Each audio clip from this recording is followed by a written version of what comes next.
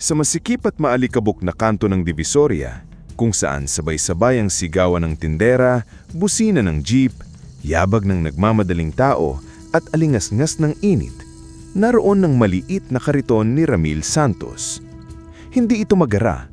Gawa lamang ito ng lumang kahoy, may gulong na minsan ay kumakalog at may plastik na trapal na nagsisilbing bubong kapag umuulan. Sa harap ng kariton ay may simpleng sulat kamay. Iced tea at milk tea ni Ramil, presyong masa. Araw-araw, madaling araw pa lang ay gising na si Ramil. Nagpapakulo siya ng tubig, naghahalo ng tisa, naghahanda ng gatas, asukal, yelo at murang pearls na binibili niya sa palengke. Hindi perpekto ang kanyang timpla, ngunit malinis, mura at may kasamang ngiti. "Kuya Ramil, isang iced tea po!" Tawag ng isang estudyanteng pawis na pawis. "Libre na ang dagdag yelo." Nakangiti sabi ni Ramil habang inaabot ang baso. "Mainit ngayon, baka matunaw ka bago makarating sa school." Napangiti ang bata. "Salamat po kuya." Ganon si Ramil. Kahit kapos, marunong magbigay. Kapag may construction worker na walang barya, pinaiinom niya muna. Kapag may batang gutom, binibigyan niya ng maliit na baso. Kapag may matandang driver na nanginginig sa pagod, sinasabihan niyang, "Mamaya na bayad tay, upo muna kayo." Ngulit sa kabila ng kabutihang yon, hindi gumagaan ang buhay niya. Sa maliit nilang barong-barong, naghihintay ang kanyang tiyahing si Aling Nena, ang babaeng nagpalaki sa kanya mula nang mamatay ang kanyang mga magulang. Mahina na ang katawan nito at madalas ubuhin. "Anak," sabi ni Aling Nena isang gabi habang binibilang ni Ramil ang barya sa mesa, "magkanong kinita mo?" Hindi agad sumagot si Ramil. Pinaghiwalay niya ang pera para sa bigas, renta, gamot at puhunan. "Kaunti lang po, Nay Nena, pero kasya na siguro hanggang bukas." Paanong gamot ko?" Napangiti si Ramil kahit masakit sa dibdib. "Isasama ko po sa budget, huwag kayong mag-alala." Ngulit sa loob-loob niya, pagod mapagod na siya. Araw-paraw siyang nagsisikap pero parang hindi gumagalaw ang buhay. Parang kahit anong kayod, nananatili pa rin siya sa ilalim. Sa kabilang kanto naman, naroon ang malaking milk tea shop ni Severino o Sev Mercado, ang mayabang at mayamang negosyante na may ilang branches na sa lungsod. Makintab ang signage ng shop niya, malamig ang aircon, may imported na upuan at may mga influencer na kinukuha para mag-video. Ayaw ni Sev sa maliliit na nagtitinda. Para sa kanya, sagabal sila. Nakakadumi raw sa imahe ng lugar. Lalo niyang kinaiinis si Ramil dahil kahit maliit ang kariton nito, marami pa ring bumibili dahil mura at mabait ang tindero. Isang hapon, habang abala si Ramil sa pagtitimpla, dumating ang dalawang tauhan ni Sev. Matitipunong lalaki sila, nakaitim na pulo at halatang hindi bibili. "Ikaw si Ramil?" tanong ng isa. "Opo." "Ano po yun?" "Pinapasabi ni Sir Sev, alisin mo na raw itong kariton mo rito. Nakakasira ka raw sa negosyo niya." Napatingin si Ramil sa malaking shop sa kabilang kanto. Nakasilip doon si Sev, nakangisi habang umiinom ng mamahaling milk tea. "Kuya," mahinahong niyang sagot, "may permit naman po ako sa barangay. Dito lang po ako naghahanap buhay." "Hanap buhay?" tumawa ang lalaki. "Sa lagay mong yan, negosyo ang tawag mo rito." Sinipa nito ang timba ng yelo ni Ramil. Kumalat sa kalsada ang yelong binili niya mula sa huling pera niya. Nanigas si Ramil. Gusto niyang sumigaw. Gusto niyang lumaaban.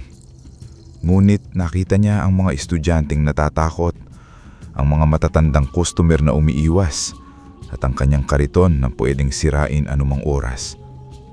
Yumuko siya at pinulot isa-isa ang natapong baso. "Pasensya na po," mahinang sabi. Tumawa ang mga tauhan ni Sev. "Ganyan talaga ang mahirap. Kahit apihin, tahimik lang." Pagkaalis nila, lumapit si Mang Dado, isang jeepney driver na suki ni Ramil. "Anak, bakit hindi ka lumaban?" Tumingin si Ramil sa yelong natunaw sa maruming kalsada. "Kung lumaban po ako, baka mawala pa ang kariton ko. Ito na lang po ang meron ako.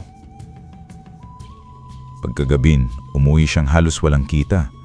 Bitbit niya ang natirang tinapay na dapat ay hapunan nila ni Aling Nena. Ngunit bago siya makarating sa bahay, may narinig siyang tawanan sa madilim na iskinita. Hoy, tingnan ninyo, ang late-late na matanda. Napahanto si Ramil. Sa tabi ng basurahan, may isang maliit na matandang lalaki.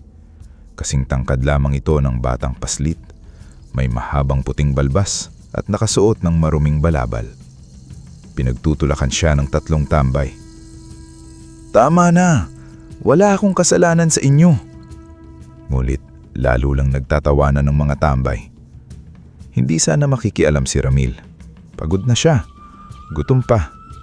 Pero nang nakita niyang itinulak ang matanda hanggang mapasubsob ito sa lupa, parang may kumurot sa puso niya. Mga kuya, tawag niya. Tama na po. Matandaan na siya. Napalingon ng mga tambay. Oh, sino ka? Tagapagligtas? Hindi po, sagot ni Ramil. Pero mali ang ginagawa ninyo. Ano ngayon? Kinuha ni Ramil ang tinapay mula sa kanyang supot. Tinapay iyon na dapat ay paghahatian nila ni Aling Nena. Kung gutom kayo, kunin nyo na lang ito, pero pakawalan ninyo siya. Nagkatinginan ng mga tambay. Kinuha nila ang tinapay at umalis habang tumatawa pa rin. Lumapit si Ramil sa matanda. Tatay, ayos lang po ba kayo? Tumingin sa kanya ang matanda. Kakaiba ang mga mata nito. Malalim, kumikislap at tila may alam na lihim ng buong mundo. Ibinigay mo ang pagkain mo para sa akin. Bakit? Ngumiting ng mahina si Ramil. Kasi po, alam ko ang pakiramdam ng inaapi. Dahan-dahang tumayo ang matanda. Biglang lumiwanag ang paligid. Ang muruming balabal niya ay naging kasuutang yari sa berding tela. May bordang gintong dahon. Sa kanyang ulo ay may maliit na koronang gawa sa ugat at kristal. Napaatras si Ramil.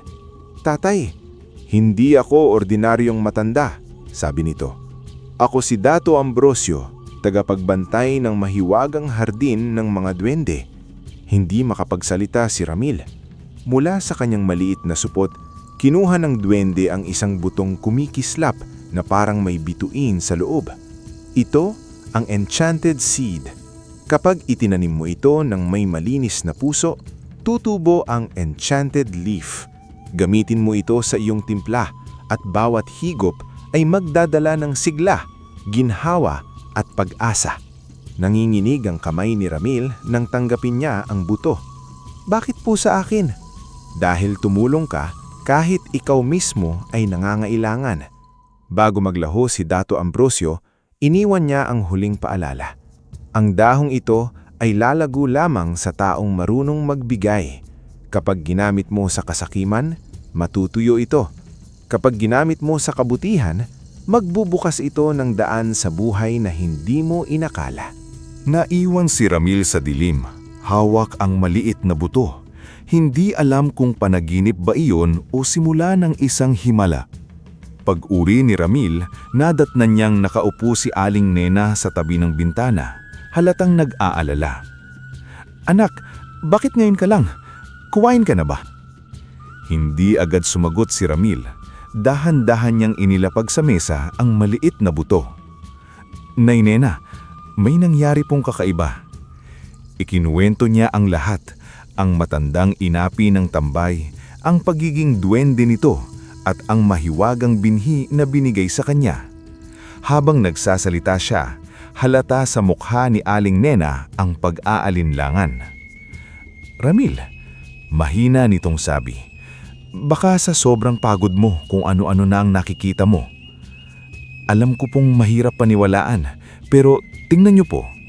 Binuksan niya ang kanyang palad. Ang buto ay kumikislap sa loob ng madilim na bahay. Napahawak sa dibdib si Aling Nena. Diyos ko! Sa likod ng kanilang bahay, may maliit na lata ng biskwit na ginawa nilang paso. Doon itinanim ni Ramil ang buto. Nilagyan niya ng lupa, diniligan at marahang bumulong. Hindi ko alam kung karapat-dapat ako sa ganitong biyaya, pero kung tutubo ka, pangako, hindi kita gagamitin sa masama. Kinabukasan, Bago pa sumikat ang araw, nagising si Ramil sa kakaibang bango. Hindi iyon amoy bulaklak, hindi rin amoy tsaa. Para itong halong ulan, bagong gupit na damo at mainit na yakap. Lumabas siya at halos mapaatras sa gulat. Sa lata ng biskwit, tumubo ang isang maliit na halaman. Ang mga dahon nito ay kulay berde, ngunit may gintong guhit sa gilid. Sa gitna ng bawat dahon ay may munting kinang parang ilaw ng alitaptap. "Nay Nena!" sigaw niya. Lumabas ang matanda at napatakip sa bibig. Totoo nga! Habang nakatingin sila, may munting boses na nagsalita mula sa ibabaw ng paso. "Huwag niyo namang titigan ng ganyan. Nahihiya ang halaman." Napatalon si Ramil. Naroon si Dato Ambrosio, nakaupo sa gilid ng lata, parang maliit na hari sa kanyang trono. "Dato Ambrosio!" "Mas mabuti kung Dato na lang. Mahaba ang pangalan ko para sa taong maraming huhugasing baso." Hindi napigilan ni Ramil ang matawa. Tinuruan siya ng duwende kung paano gamitin ang enchanted leaf. Hindi raw kailangang marami. Isang maliit na pirasong dahon lamang sa bawat malaking takure. Ang bisa raw nito ay lumalakas kapag ang nagtimpla ay hindi galit, hindi sakim at hindi nanlalamang. Ang tsaa, paliwanag ni Dato, ay parang puso ng tao. Kapag mapait ang nasa loob mo, papait din ang lasa. Kapag mabuti ang layunin mo, lalalim ang sarap. Kinabukasan, sinubukan ni Ramil ang unang timpla. Gumawa siya ng malamig na iced tea gamit ang maliit na piraso ng enchanted leaf. Habang hinahalo niya ito, biglang kumislap ang likido. Hindi sobra, hindi nakakatakot, parang sinapyan lamang ng liwanag ng umaga. Unang nakatikim si Aling Nena. "Nay, dahan-dahan po." Uminom ito ng kaunti. Sandali itong natigilan. Pagkatapos ay napangiti. "Anak, parang gumaan ang dibdib ko." Kinabahan si Ramil. "Masama po ba?" "Hindi, parang akong nakahinga ng maluwag pagkatapos ng mahabang pagod." Dinala ni Ramil ang timpla sa kanyang kariton. Hindi niya sinabi sa kahit sino ang tungkol sa enchanted leaf. Ang pangalan lang ng bagong inumin niya ay Original Enchanted Iced Tea. Unang bumili si Mang Dado. "Oh, Ramil, mukhang may bago ka." "Opo, subukan niyo po." Isang higop pa lang, nanlaki agad ang mata ng matanda. "Aba, ano ito? Bakit parang nawala ang antok ko?" "Masarap po ba?" "Masarap. Anak, parang pinainom mo ako ng pahinga." Narinig iyon ng iba. Sunod-sunod silang bumili. Estudyante, tindera, driver, kargador, call center agent na pauwi pa lang, lahat napapahinto pagkatapos uminom. "Kuya Ramil, ang sarap. Parang hindi ordinaryong iced tea. May kakaibang gaan sa katawan. Pabili pa po, pang-uwi ko sa nanay ko." Sa unang pagkakataon, naubos ang paninda ni Ramil bago magtanhali. Kagabi, binilang ang kinita. Halos triple ng normal niyang kita. "Nay Nena!" nanginginig niyang sabi. "May pambili na tayo ng gamot ninyo. May pangdagdag pa sa puhunan." Napaluha si Aling Nena. Salamat sa Diyos. Sa likod nila, tahimik na nakangiti si Dato Ambrosio.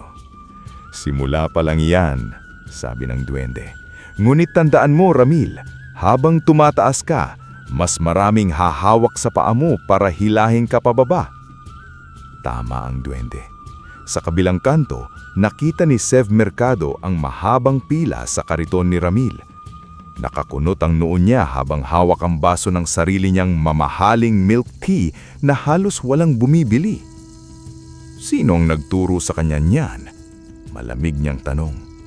"Hindi po namin alam, sir, pero viral na po siya sa social media." Nanginig sa galit ang panga ni Sev. "Viral? Sa kariton lang?" Tumingin siya kay Ramil na abala sa pagtitimpla at pakikipagkwentuhan sa mga customer. "Alamin ninyo ang sikreto niya. Kapag hindi natin nakuha, sisiguraduhin kong mawawala siya sa kalyeng ito. Sa mga sumunod na linggo, lalong dumami ang bumibili kay Ramil. Mula sa iisang timpla, napansin niyang naghahanap ang mga tao ng iba pang lasa. "Kuya Ramil, may milk tea version ba nito?" tanong ng isang estudyante. "Kuya, pwede bang may lemon? May brown sugar ka ba? May taro, may winter melon, may matcha." Noong una, natatakot si Ramil. Hindi siya trained na barista, hindi rin siya nakapag-aral ng business. Ang alam lang niya ay magtimpla sa abot ng kanyang makakaya.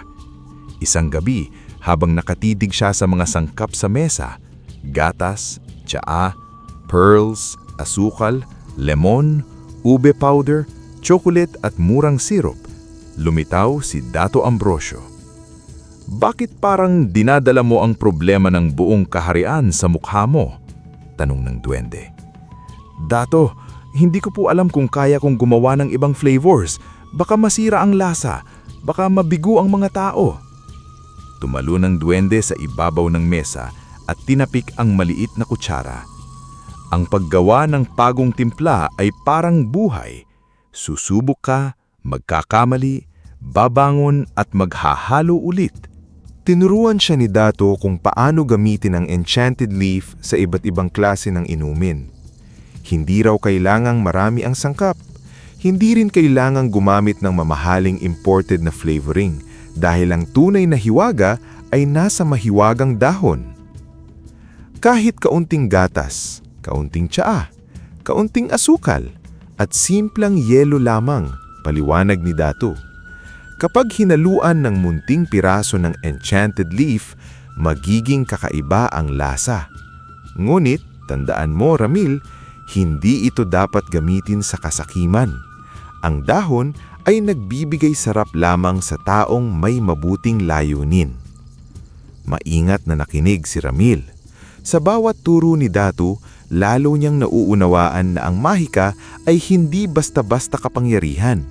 Isa itong biyayang kailangang gamitin ng tama.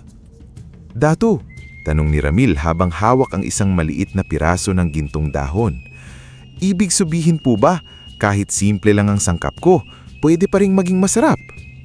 Ngumiti ang duwende. "Hindi lang masarap," sagot nito. "Magiging napakasarap. Ang bawat higop ay magbibigay sigla sa katawan, ginhawa sa dibdib, at kakaibang saya sa taong iinom. Pero, ang lasa nito ay susunod sa puso ng nagtimpla. Kung mabuti ang hangarin mo, lalabas ang tunay na hiwaga." Nagsimula silang mag-eksperimento. Sa maliit na mesa sa loob ng bahay, inilatag ni Ramil ang abot-kaya niyang sangkap. Murang tsaa, kaunting gatas, asukal, yelo, pearls, lemon, ube powder, chocolate, at ilang simpleng flavoring na nabili niya sa palengke. Ang unang tagatikim ay si Aling Nena. Una niyang tinikman ang simpleng milk tea na may kapirasong enchanted leaf. Pagkahigop niya, napapikit siya. Dahan-dahan siyang napangiti na parang may lamig na hanging dumaan sa pagod niyang katawan. "Anak," mahinang sabi, "ang sarap. Parang hindi gawa sa simpleng sangkap. Parang mamahaling inumin sa mall, pero mas magaan sa pakiramdam." Napuno ng pag-asa ang dibdib ni Ramil. Sumunod naman niyang ginawa ang iced tea. Kaunting tsaa, kaunting asukal, malamig na tubig, yelo, at munting piraso ng enchanted leaf lamang ang ginamit niya. Ngunit nang halo ito, biglang nagkaroon ng banayad na gintong kislap ang inumin. Tinungga ito ni Dato Ambrosio at tumanggo. Maganda, mapresko, maasim-tamis at may hatid na sigla. Ang iinom nito, kahit pagod sa trabaho o init ng kalsada, mararamdamang parang nabubuhay muli. Doon lalong ginanahan si Ramil. Gabi-gabi siyang gumagawa ng bagong timpla. Hindi na niya kailangan ng mamahaling sangkap. Sa tulong ng enchanted leaf, kahit simple at kaunti ang halo ay nagiging espesyal. Ang ordinaryong gatas ay nagiging creamy. Ang simpleng tsaa ay nagkakaroon ng lalim at bango. Ang kaunting asukal ay nagiging tamis na hindi nakakaumay. Ang malamig na yelo ay tila nagdadala ng preskong hangin mula sa mahiwagang hardin ng mga duwende. Unang nabuo ang Classic Enchanted Milk Tea. Malambot ang lasa, creamy, mabango at may kakaibang gaan sa katawan. Sumunod ang Golden Lemon Iced Tea. Presko, maasim-tamis at parang sikat ng araw sa bawat higop. Pagkatapos, ang Brown Sugar Magic Milk Tea may malalim na caramel flavor kahit kaunting brown sugar lamang ang ginamit. At ang pearls ay naging mas malambot at mas masarap dahil sa hiwaga ng dahon.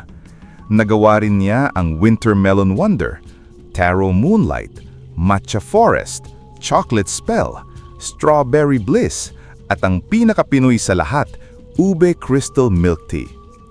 Bawat isa ay may sariling lasa, kulay at dating, ngunit iisang lihim, ang munting piraso ng enchanted leaf na nagpapasarap sa lahat at nagbibigay sigla sa sino mang iinom. Habang nakahilera sa mesa ang mga basong magkakaibang kulay, hindi makapaniwala si Ramil.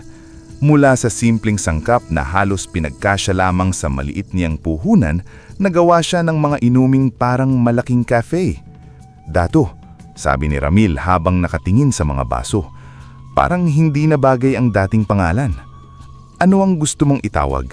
Tanong ng duwende. Tahimik na nag-isip si Ramil. Gusto niya ng pangalang may dating pang negosyo, may hiwaga, ngunit hindi lantaran ng sikreto ng duwende. Gusto niya ng pangalang madaling tandaan, bagay sa iced tea, milk tea at iba't ibang magical flavors. Pagkaraan ng ilang sandali, marahan niyang sinabi, "Enchanted Brew." Napangiti si Dato Ambrosio. "Bagay na bagay," sabi nito. "Dahil bawat timpla mo, Ramil, ay hindi lang basta inumin. Isa itong munting hiwaga sa bawat higop." "Enchanted Brew," bulong niya. Napangiti si Dato Ambrosio. Maganda. Hindi masyadong lantad ang sikreto pero may pangakong kakaiba. Kinabukasan, pinalitan ni Ramil ang karatula ng kanyang kariton. Enchanted Brew. Bawat higop may hiwaga. Hindi inaasahan ni Ramil ang mangyayari. Nang ilabas niya ang bagong flavors, nagkagulo ang mga suki. "Kuya, ang ganda ng kulay ng Taro Moonlight. Pabili ng Brown Sugar Magic. Akin yung Ube Crystal.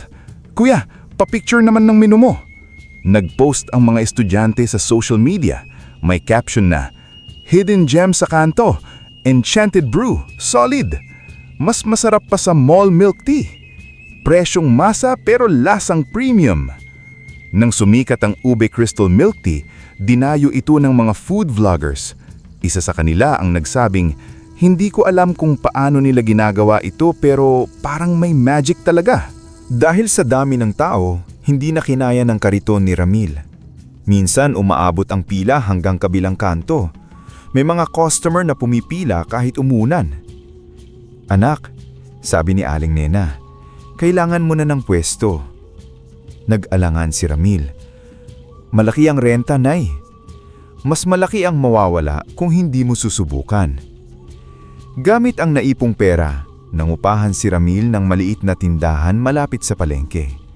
Hindi ito kasing ganda ng shop ni Sev, pero malinis, maliwanag, at may sariling dating. Gumawa siya ng wooden counter, simpleng menu board, at logo na gintong dahon na may maliit na kumikislap na tasa. Sa pagbubukas ng unang branch ng Enchanted Brew, naglagay siya ng karatula sa pinto. Bawat 10 basong mabenta, 1 baso ang libre para sa pagod, gutom o walang baon. Dahil dito, lalo siyang minahal ng tao. Ngunit habang umaangat si Ramil, lalo namang lumulubog sa inggit si Sev Mercado. Sa loob ng kanyang opisina, itinapon ni Sev ang sales report sa mesa. "Bumaba tayo ng 40%, sigaw niya. "Dahil sa dating kariton?" "Sir, hindi lang po kasi iced tea. May iba't ibang flavors na rin sila. Lahat nagva-viral." "Ginagaya lang niya tayo." "Actually, sir, Tayo po ang nahuhuli sa trend ngayon. Nanlisik ang mata ni Sev. Walang hamak na tindero ang tatalo sa akin. Tinawag niya ang kanyang mga tauhan. Magpadala kayo ng tao sa Enchanted Brew. Alamin ninyo ang recipe. Kunin ninyo ang supplier. Bayaran ninyo ang empleyado. Gawin ninyo lahat. Huminga siya ng malalim, saka numisi. Kapag hindi natin makuha ang magic niya, sisirain natin ang pangalan niya. Hindi alam ni Ramil na may pumasok na palang espiya sa kanyang tindahan. Nagpakilalang aplikante ang isang lalaking nagngangalang Jomar. Mabait itong magsalita, mabilis matuto at palaging handang tumulong. Tinanggap siya ni Ramil dahil sinabi nitong kailangan niya ng trabaho para sa anak niyang may sakit. Dito sa Enchanted Brew, anak, sabi niya kay Jomar, hindi lang tayo nagbebenta ng inumin, nagbibigay tayo ng maayos na serbisyo. Kapag may customer na pagod, ngumiti ka. Kapag may batang kulang ang pera, huwag mong ipahiya. Tumanggo si Jomar, ngunit sa loob niya, iba ang pakay niya. Tauhan siya ni Sev. Gabi-gabi, sinusubukan niyang hanapin ang sikreto. Binubuksan niya ang kabinete, tinitingnan ang mga bote, kinukunan ng litrato ang menu at sinusubukang kopyahin ang timpla. Ngunit hindi niya makita ang enchanted leaf. Tuwing ginagamit ito ni Ramil, ginagawa niya iyon ng maingat at palihim sa maliit na silid sa likod ng tindahan. Isang gabi, nahuli ni Dato Ambrosio si Jomar na pilit binubuksan ang maliit na kahon ng sangkap. Magnanakaw, bulong ng duwende. Hindi siya nakikita ni Jomar kaya nagulat ito nang biglang gumalaw mag-isa ang mga kutsara sa mesa. Isa-isang tumayo ang mga baso. Ang lalagyan ng pearls ay umalog. Ano ito? Nanginginig na sabi ni Jomar. Biglang bumukas ang kabinete at lumipad ang isang maliit na takip diretsyo sa noon niya. Aray! Lumabas si Ramil mula sa likod. Jomar, anong ginagawa mo rito? Namumutla si Jomar. Wala siyang naisagot.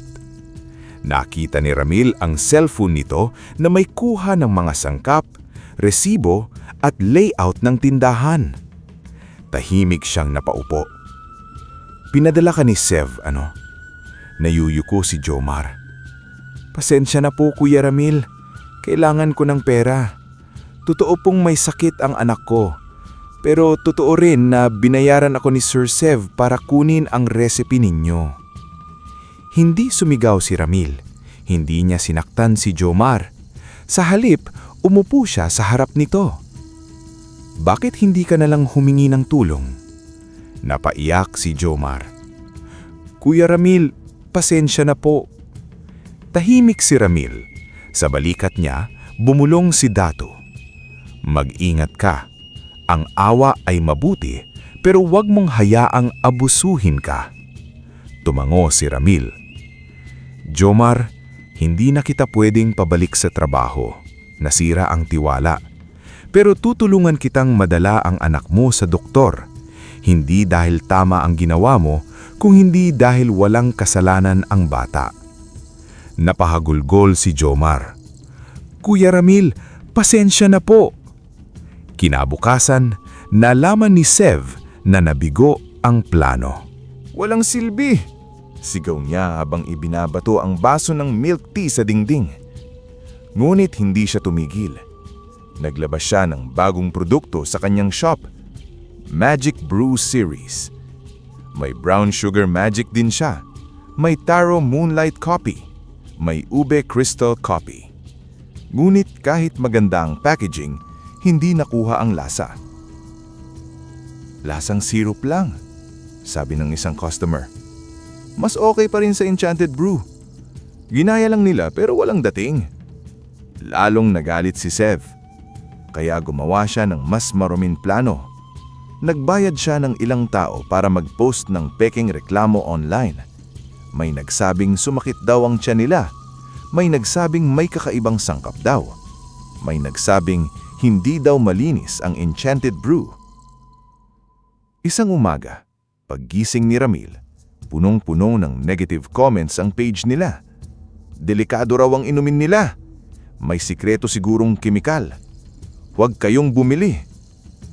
Bumaba ang bilang ng customer. Ang dating pila sa labas ay naging iilan na lang. Sa tindahan, tahimik ang mga empleyado. "Si Ramil," sabi ng isang cashier, "paano kung tuluyan tayong mawalan ng customer?" Napatingin si Ramil sa menu board. Original Enchanted Iced Tea, Classic Enchanted Milk Tea, Ube Crystal, Brown Sugar Magic, Taro Moonlight. Lahat ng iyon ay pinaghirapan niya. Lahat iyon ay bahagi ng pangarap niya. "Hindi tayo gaganti ng kasanungalingan," sabi niya. "Katotohanan ang ilalabas natin." Tinulungan siya ni Datu Ambrosio. Gamit ang munting mahika, natuntun nila ang isa sa mga taong nagpost ng pekeng reklamo. Hindi ginamit ng duwende ang mahika kundi para ipakita kung saan nagsimula ang kasanungalingan. Nakuha nila ang CCTV sa isang cafe kung saan makikitang tumatanggap ng sobre ang lalaki mula sa tauhan ni Sev. May audio rin mula sa cellphone ni Jomar na inamin ng kutos ng kampo ni Sev. Sa tulong ng isang food vlogger na dati ring natulungan ni Ramil, inilabas nila ang ebidensya. Nag-viral ang video. Enchanted Brew, siniraan pala. Malaking brand, naninira ng maliit na negosyo. Support Kuya Ramil. Bumalik ang pila. Mas mahaba pa kaysa dati. Ngunit isang bagay ang natutunan ni Ramil. Habang lumalaki ang negosyo, lumalaki rin ang panganib.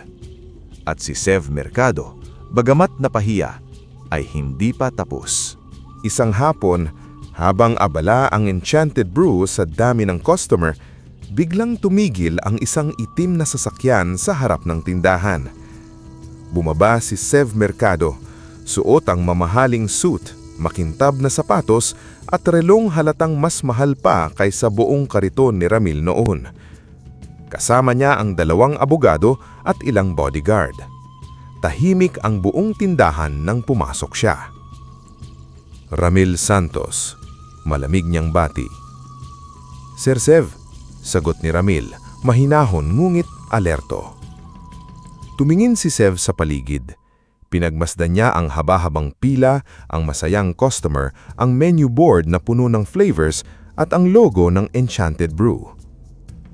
"Hindi masama," sabi niya. "Mula kariton hanggang tindahan, nakakatuwa." Hindi sumagot si Ramil. Umupo si Sev sa isang mesa. Inilapag ng abogado niya ang folder. "Bibilhin ko ang Enchanted Brew," sabi ni Sev. Natahimik ang lahat. "Hindi po ito binebenta," sagot ni Ramil. "Lahat nabibili. 3 milyon.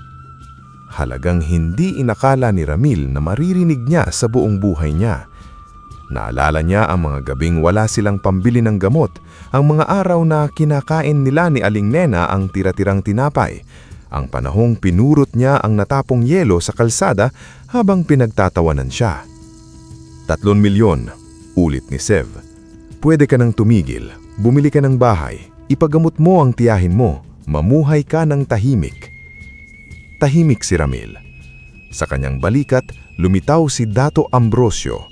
Siya lang ang nakakakita rito. Pera iyan, bulong ng duwende. Pero hindi lahat ng pera ay biyaya. Huminga ng malalim si Ramil. "Sir Sev, salamat po sa offer, pero hindi ko po ibebenta ang Enchanted Brew."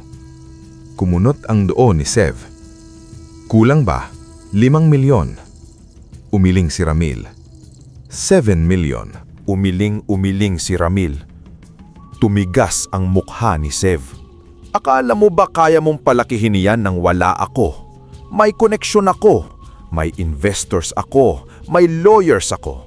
Ikaw, isa ka lang dating tindero sa bangketa." Tumayo si Ramil. Sa unang pagkakataon, hindi siya yumuko. "Opo, dating tindero ako sa bangketa at hindi ko po iyon ikinakahiya. Doon ko natutunan kung gaano kahalaga ang bawat piso, bawat customer at bawat taong pagod na gusto lang makainom ng malamig. Lumalim ang titig ni Sev. Hindi ka ba natatakot sa akin? Kinabahan si Ramil, ngulit hindi siya umatras. Natatakot po, pero mas natatakot akong ipagkatiwala ang enchanted brew sa taong kayang manira ng iba para lang manalo. May ilang customer na pumalakpak. Sumunod ang iba, hanggang ang buong tindahan ay napuno ng palakpakan.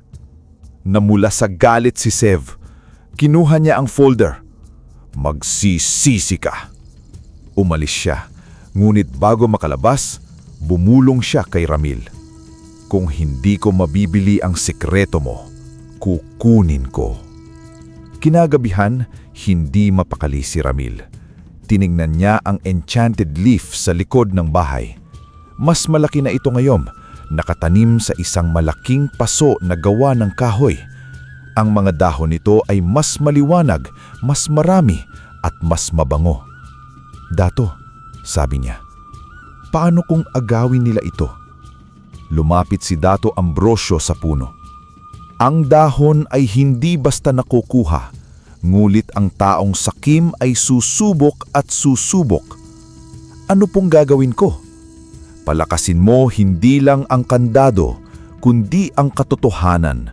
Magtiwala ka sa mga taong tunay na nasa tabi mo.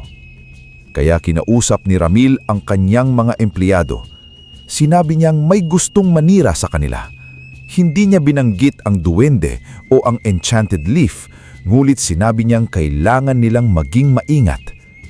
Hindi lang negosyo ang ipinaglalaban natin, sabi niya. Kabuhayan ito ng marami. Pangarap ito ng mga taong nagsimula sa wala. Nang gabing iyon, tahimik na nanumpa ang mga empleyado na poprotektahan nila ang enchanted brew. Ngulit sa kabilang panig ng lungsod, naghahanda na si Sev para sa pinakamaruming plano. Alam kong may espesyal siyang sangkap, sabi niya sa tauhan. Kunin ninyo kahit anong mangyari. Dumating ang pinakamalakas na bagyo ng taon. Malalakas ang hampas ng ulan. Ang hangin ay parang sumisibol sa bubong. Sa labas, lumilipad ang ilang piraso ng yero at plastik. Nagsara ng maaga ang enchanted brew para makauwi ng sigla ang mga empleyado. Sa bahay, nakaupo si Ramil sa tabi ni Aling Nena.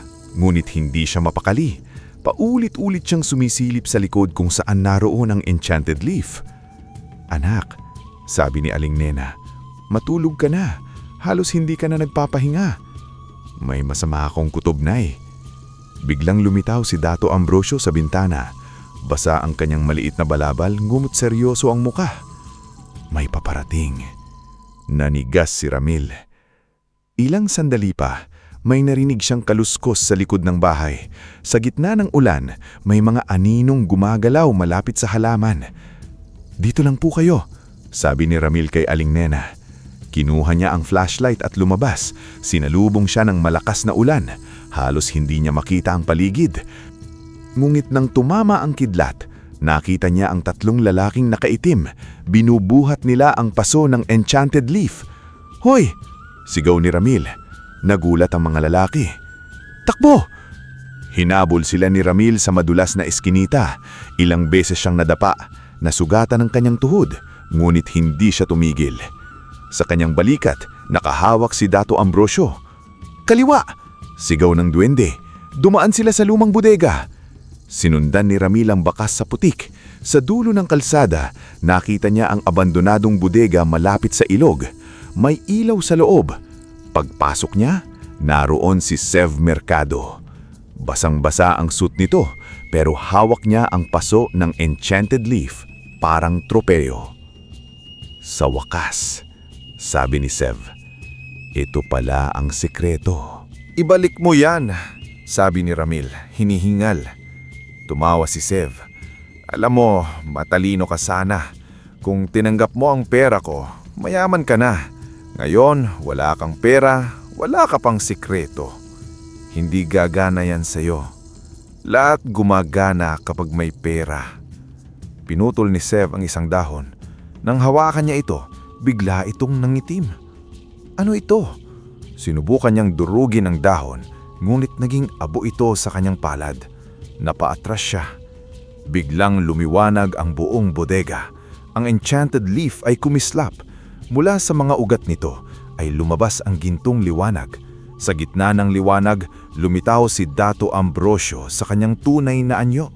Mas matangkad kaysa karaniwan, may koronang kristal at mga matang parang apoy ng bituin. Nanlaki ang mata ni Sev. Duwende! Severino Mercado, mabigat na sabi ni Dato Ambrosio. Hinangad mong nakawin ang biyayang hindi para sa'yo. Nanginginig si Sev, ngunit pinilit pa ring magmatapang. Akin dapat iyan. Ako ang negosyante. Ako ang may kakayahang palakihin yan. Hindi mo kayang palakihin ang bagay na pinapatay ng puso mo, sagot ng duwende. Sinubukan ni Sev na ipahila sa tauhan ng halaman, ngunit biglang kumapit ang mga ugat nito sa sahig. Hindi marahas, ngunit hindi matinag. Parang mismong lupa ang nagsasabing ayaw nitong sumama. Lumapit si Ramil. Sir Sev, mayaman na kayo noon pa eh. Pero bakit parang kulang pa rin? Natahimik si Sev. Tinalo ka ba talaga ng negosyo ko? O tinalo ka ng inggit mo? Sumigaw si Sev, manahimik ka! Ngunit bago pa siya makalapit, dumating ang mga pulis, barangay tanod at ilang empleyado ng Enchanted Brew. Si Aling Nena pala kahit mahina ay tumawag kay Mang Dado. Ang Mang Dado ang tumawag sa barangay. Ang mga empleyado naman ay nagpadala ng lokasyon sa pulis dahil may security tracker silang inilagay sa malaking paso matapos ang mga banta ni Sev. Huli sa aktong si Sev at ang kanyang mga tauhan. Sir Severino Mercado, sabi ng pulis, sasama po kayo sa amin. Hindi ninyo ako pwedeng hulihin, sigaw ni Sev. Kilala niyo ba ako? Lumapit si Mang Dado, basang-basa rin sa ulan. Kilala ka namin. Ikaw ang mayaman na takot sa dating kariton. Tahimik ang lahat. Dinala ng mga pulis si Sev.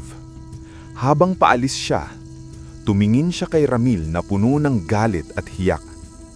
Hindi pa tapos ito, sabi niya. Ngulit hindi na natakot si Ramil. Para sa akin, tapos na. Hindi na ako tatakbo palayo sa mga taong naninira. Lalaban ako, pero hindi ako magiging katulad ninyo. Pagbalik sa bahay, muli nilang itimanim ng maayos ang enchanted leaf. May ilang dahon itong nasira. Mulit sa gitna nito ay tumubo ang isang bagong usbong. Mas maliwanag kaysa dati. Napaluha si Ramil. Akala ko mawawala ka na. Tinapik ni Dato Ambrosio ang kanyang kamay. Hindi nawawala ang biyayang inaalagaan ng mabuting puso. Kinabukasan, kumalat sa buong social media ang balita tungkol sa pagnanakaw. Lumabas ang video ng pagkakahuli kay Sev. Lumabas din ang dating ebidensya ng paninira niya. Bumagsak ang pangalan ng kanyang negosyo. Samantala, mas lalong minahal ng tao ang Enchanted Brew. Hindi lang dahil masarap ito, kundi dahil ipinaglaban ito ng taong nagsimula sa wala. Pagkalipas ng 2 taon, ang dating maliit na tindahan ni Ramil ay naging 10 branches. Pagkalipas pa ng ilang taon, naging 50. Hanggang sa halos bawat malaking lungsod ay may Enchanted Brew. May branch sa Maynila, Cebu, Davao, Baguio, Iloilo, Bacolod, Tuguegarao, Pampanga at marami pang lugar. Ang dating kariton sa kanto ay naging isa sa pinakamabilis lumuging tea and milk tea brands sa bansa.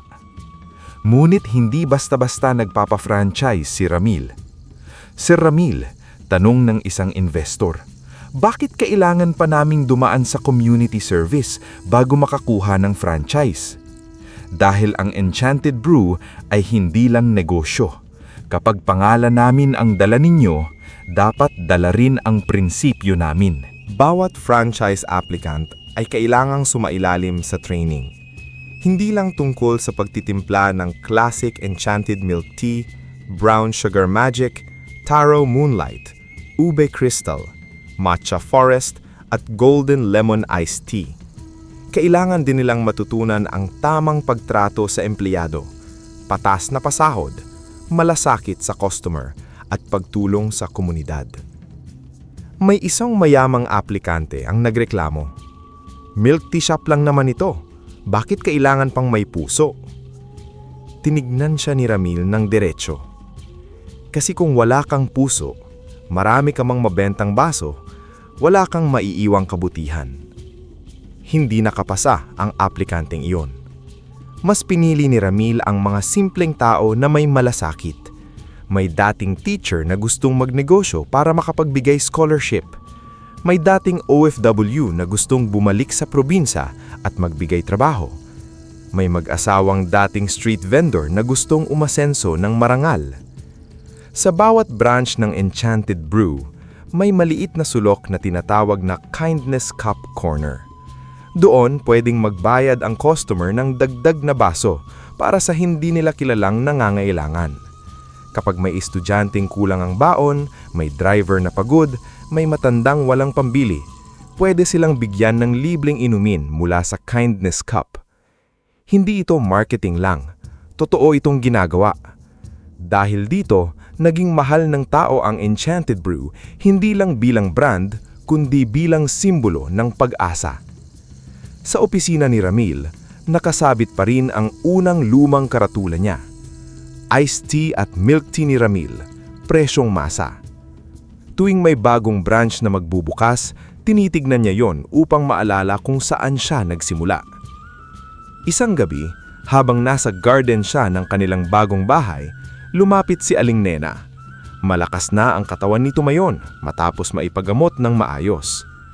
"Anak," sabi niya, "hindi mo ba naiisip bumili ng mas malaking bahay, mas magarang sasakyan, magbakasyon sa ibang bansa?" Ngumiti si Ramil. "Naiisip ko din po minsan, pero mas masaya ko kapag may bagong scholar na nakakatapos, kapag may empleyadong nakakapagpatayo ng bahay, kapag may dating mahirap na nagiging branch manager. Pero ikaw anak, kailan mo bibigyan ng sarili mo?" Napatingin si Ramil sa Enchanted Leaf, na ngayon ay nasa lihim na greenhouse, inaalagaan ng mabuti. "Ito na po yun, Nay. Ang makita kayong malusog, ang makitang may natutulungan tayo. Iyon ang pahinga ko."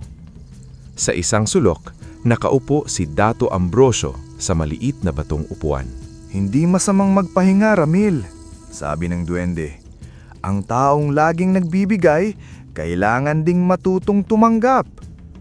Tumamo si Ramil. "Opo, Dato. Matututo rin ako." Samantala, si Sev Mercado ay tuluyang bumagsak. Nagsara ang karamihan sa kanyang branches, maraming investor ang umalis. Napilitan siyang ibenta ang ilang ari-arian upang bayaran ang utang at kaso. Ang dating mayabang na negosyante ay halos walang natira.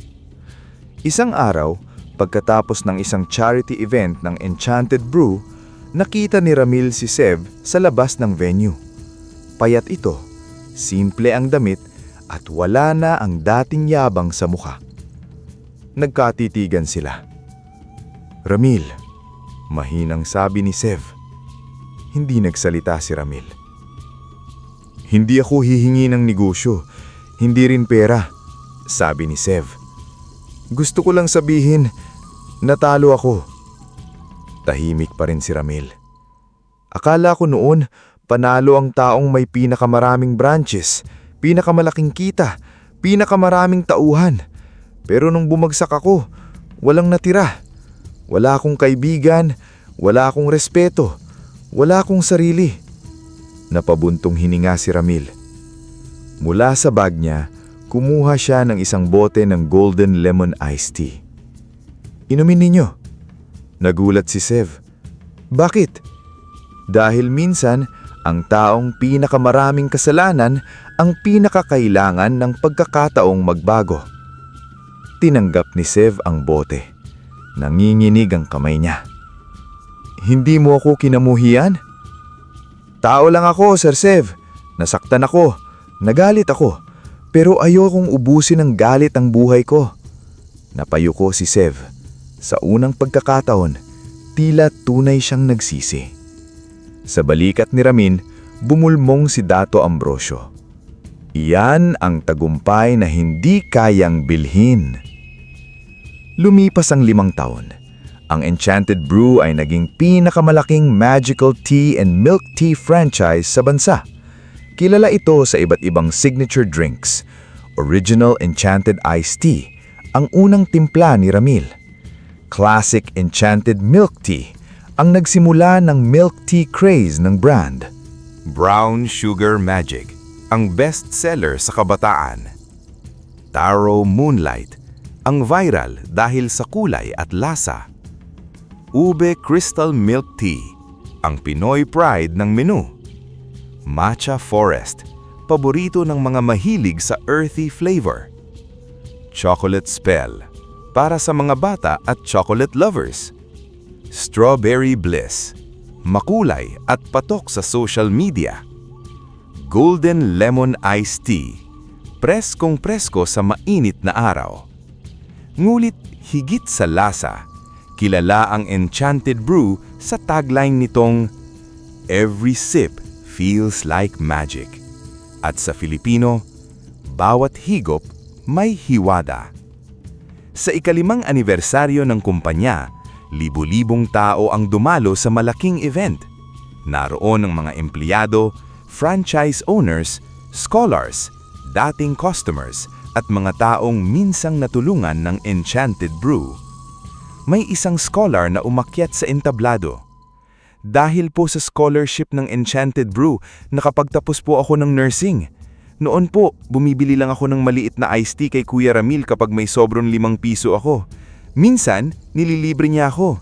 Ngayon po, ako naman ang tutulong sa pamilya ko. Nagpalakpakan ng lahat. Sumunod ang isang dating empleyado. Dati po akong tambay, walang direksyon. Tinanggap ako ni Sir Ramil bilang dishwasher. Ngayon po, branch manager na ako. Napaluha si Ramil habang nakikinig. Nang siya na ang tinawag sa entablado, tumayo ang mga tao at pumalakpak. Hindi siya sanay sa ganoong karangalan. Sa isip niya, siya pa rin ang lalaking namumulot ng natapong yelo sa kalsada. Humawak siya sa mikropono. Noong nagsimula ako, sabi niya, wala akong malaking pangarap. Gusto ko lang kumita ng sapat para sa gamot ni Nainena, renta at pagkain namin sa araw-araw. Tahimik ang lahat. Isang gabi, may tinulungan akong matandang inaapi.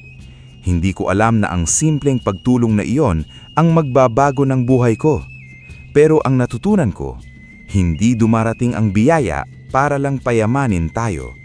Dumarating ito para subukin kung kaya ba nating manatiling mabuti kapag nasa atin na ang lahat. Napatingin siya kay Aling Nena sa harap. Umiiyak ito habang nakangiti. Ang Enchanted Brew ay hindi itinayo ng mahika lamang. Itinayo ito ng tiwala, sipag, malasakit at ng mga taong naniwala na kahit mahirap ka, may karapatan kang mangarap. Lalong lumakas ang palakpakan. May mga taong susubok manira sa inyo, patuloy niya. May mga taong tatawanan ng maliit ninyong simula. May mga taong sasabihing hanggang dyan lang kayo, pero huwag kayong maniwala. Ang taong marunong magtiis, matuto, tumulong at bumangon, walang hanggang kanto lang. May daan sang makarating sa lugar na minsan ay pinapangarap lang niya. Sa likod ng entablado, nakatayo si Dato Ambrosio. Hindi nakikita ng mga tao. Nakangiti siya, parang isang ama na proud sa anak. Pagkatapos ng programa, pumunta si Ramil sa unang branch ng Enchanted Brew. Kahit marami na silang malalaking tindahan, pinanatili niya ang unang branch na halos gaya ng dati. Naroon pa rin ang lumang counter, ang unang menu board at isang maliit na frame ng dati niyang kariton. Sa likod ng branch, sa lihim na garden, naroon ang Enchanted Leaf. Hindi na ito maliit na halaman. Isa na itong maliit na puno, may gintong dahon. Sa bawat ihip ng hangin, kumikislap ito na parang mga bituin sa gabi. "Dato!" tawag ni Ramil. Lumabas ang duwende mula sa likod ng puno. "Bakit, Ramil? May bago ka na namang flavor? Sana huwag na yung lasang damo." Napatawa si Ramil. "Wala po. Gusto ko lang magpasalamat." "Sa akin?" "Opo." Umiling si Dato Ambrosio. "Hindi ako ang nagtimpla araw-araw. Hindi ako ang humarap sa customer. Hindi ako ang pinili ang kabutihan kahit madaling gumanti. Ikaw yun." "Tumulong lang po kayo." "Oo, ngunit tandaan mo, ang mahika ay hindi gumagana sa pusong sarado. Ikaw ang nagbukas ng pintuan." Tumingin si Ramil sa mga ilaw ng lungsod. Mula sa malayo, kita niya ang mga branch ng Enchanted Brew, ang mga taong nakapila, ang mga batang tumatawa habang hawak ang ube crystal milk tea, ang mga manggagawang nagpapahinga habang umiinom ng golden lemon iced tea. "Dato," sabi niya, "paano kung isang araw mawala ang mahika?" Ngumiti ang duwende. "Kung mawala man ang dahon, mananatili ang itinanim mong kabutihan, at yun ang mas malakas na mahika."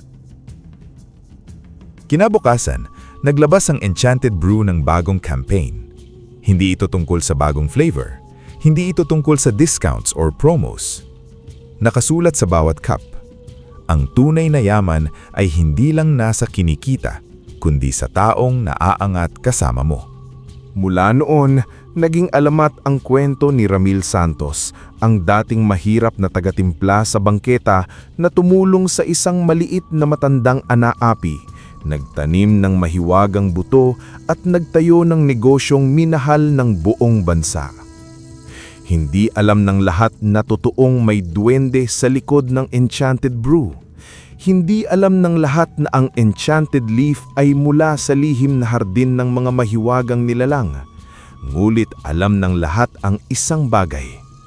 Sa bawat baso ng Enchanted Brew, may kakaibang saya, may ginhawa, may pag-asa, may paalala na kahit gaano kaliit ang simula ay maaaring lumaki ang pangarap kung aalagaan ito ng sibag, tapang at kabutihan.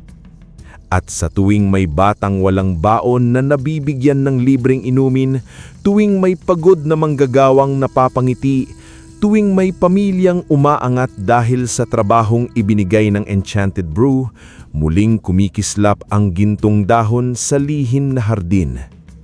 Dahil ang tunay na hiwaga ay hindi lang nasa tsaa, hindi lang nasa gatas, hindi lang nasa asukal, yelo, pearls o flavors. Ang tunay na hiwaga ay nasa pusong marunong tumulong kahit wala pang kapalit. At yon ang dahilan kung bakit ang Enchanted Brew ay hindi lamang naging negosyo. Naging simbolo ito ng pag-asa. Wakas.